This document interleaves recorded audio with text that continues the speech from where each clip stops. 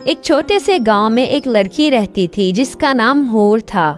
حور بچپن سے ہی میٹھے پکوان بنانے میں کمال رکھتی تھی، لیکن اس کی سب سے خاص چیز یہ تھی اس کے مزیدار خوشبودار کیک، جن کا ذائقہ پورے گاؤں میں کوئی نہیں بھول سکتا تھا۔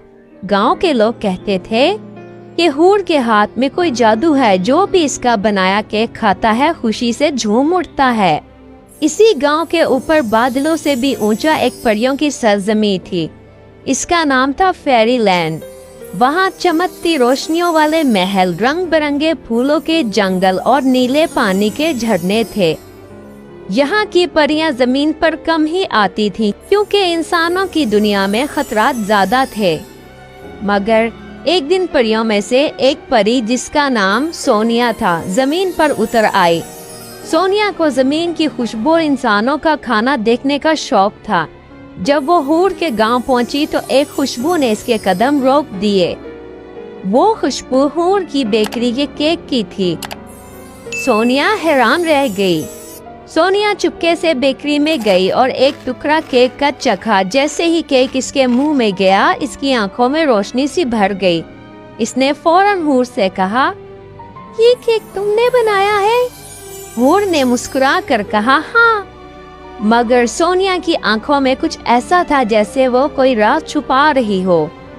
آہستہ آہستہ سونیا اور حور کی دوستی بڑھتی گئی۔ سونیا اکثر آتی، کیک کھاتی اور کبھی کبھی پریوں کی دنیا کی چھوٹی چھوٹی باتیں سناتی۔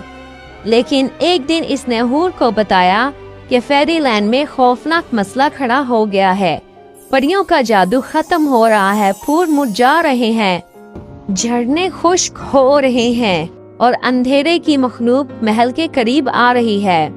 سونیا نے کہا، اور تمہارے کیک میں ایک جادو ہے جو ہماری دنیا بچا سکتا ہے، مگر اس کے لیے تمہیں فیری لینڈ آنا ہوگا۔ اور حیران تو ہوئی مگر دوست کی مدد کے لیے تیار ہو گئی۔ اگلی ہی رات سونیا نے اپنی جادوئی چھڑی سے روشنی کا ایک پل بنایا جو بادلوں کے پار فیری لینڈ تک جاتا تھا۔ حور دل میں خوف اور جوش لیے اس پل پر چل پڑی۔ فیری لینڈ پہنچ کر حور نے دیکھا کہ جگہ واقعی مرجھا رہی تھی، ہر طرف اداسی اور سناٹا تھا۔ سونیا نے بتایا کہ ایک اندھیرا جادوگر پریوں کی طاقت چرا رہا ہے اور اسے روکنے کے لیے ایسا میٹھا چاہیے جو دل کو خوشی دے اور خوف کو مٹا دے۔